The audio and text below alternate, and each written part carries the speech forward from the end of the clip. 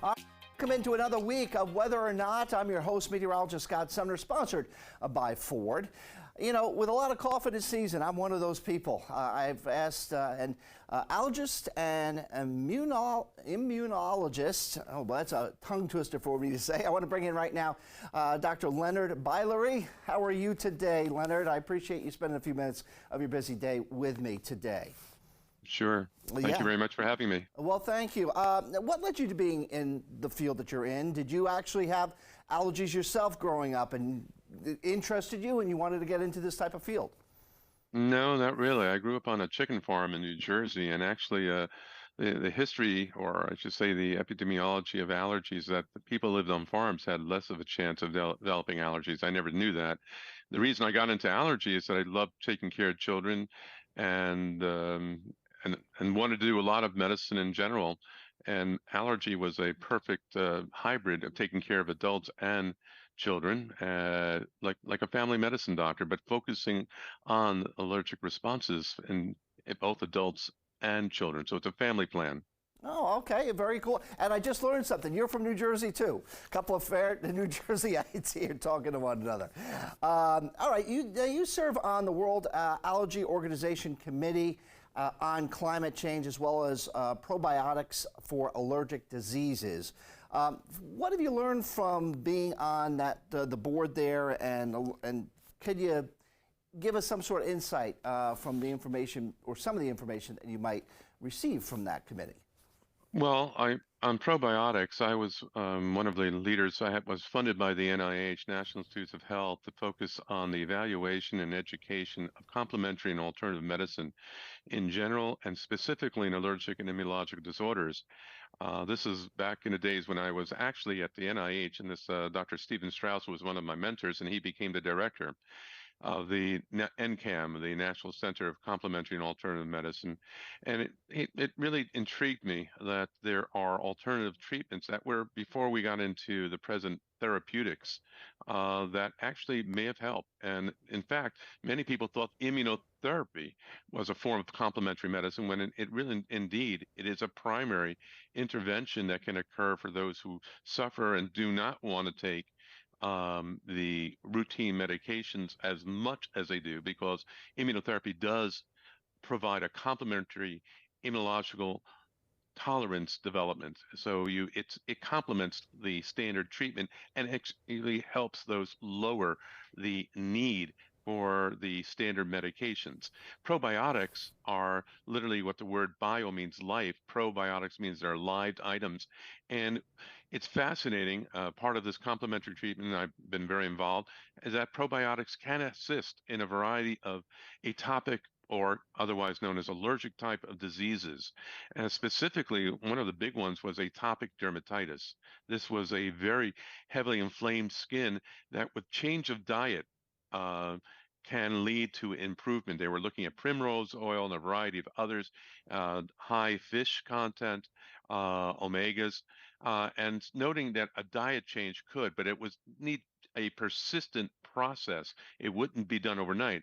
Then came probiotics in general, where bacterial overgrowth in the GI tract. There are some experiments that are fascinating. We only know about 1 to 2% of the bacteria in our GI tracts, and that if we remove some of them, it appears that in a mouse model, for example, these mice, if you remove a certain bacteria, they will develop arthritis, like a rheumatoid arthritis, Oh. and you reintroduce this bacteria, it resolves. So there is an interaction between the microbiome, the biological components that are found in your gastrointestinal tract, and that is what the probiotics perspective is, whether we can alter that through that concept. However, a caveat is that most probiotics bought over the counter are dead.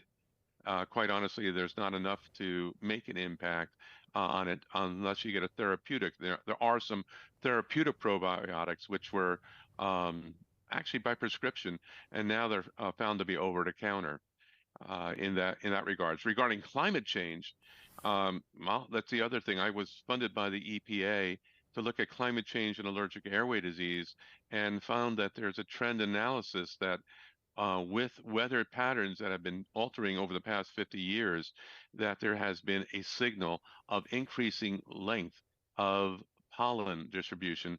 And we published in Proceedings in the National Academy of Sciences that, quote unquote, if you drew a line from Texas to Canada, you will see that the onset of ragweed pollen and the closure of ragweed pollen season expanded. It started earlier and ended later. Hmm. And that was direct correlation with frost-free days. So there is a direct impact that is being noticed with pollen, and with longer seasons, there's more sensitization to that allergen, so people become more allergic. And that is another study that we published that demonstrated that individuals 30 years ago, 40 years ago, were allergic to one or two items, and now some of these people are now allergic to 4 or 5 or 6 types of allergens, and it's increasing across the broad continental United States.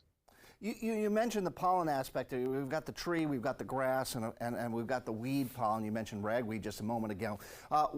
Is there a particular order during the season that people should know about? Is it always tree, grass, and weed in that type of order, or do they overlap, or how does that come about? They are biological entities, and they do respond, as you just said, in a sequence, but they overlap. Trees normally start in the beginning of March, March 15th, plus or minus a week. It can start as early as January when we had an El Nino. Remember the old El Nino was, well, about 15 years ago. And we had people golfing in mid-January. Then you had pollen being released shortly thereafter. But normally it's about March 15th when you start getting the initial trees. And each species of trees have their little miniature seasons. Elm, cedar, maple are earlier on. Birch and oak are being seen now. And at the same time that birch and oak pollen are being released and starting to decrease over this time, grass pollen starts to come up and will peak in June for the June grasses, as you may have heard about. And from there, we get into the weed season that starts at the beginning of July. As grass pollen is waning, the weed pollen is waxing.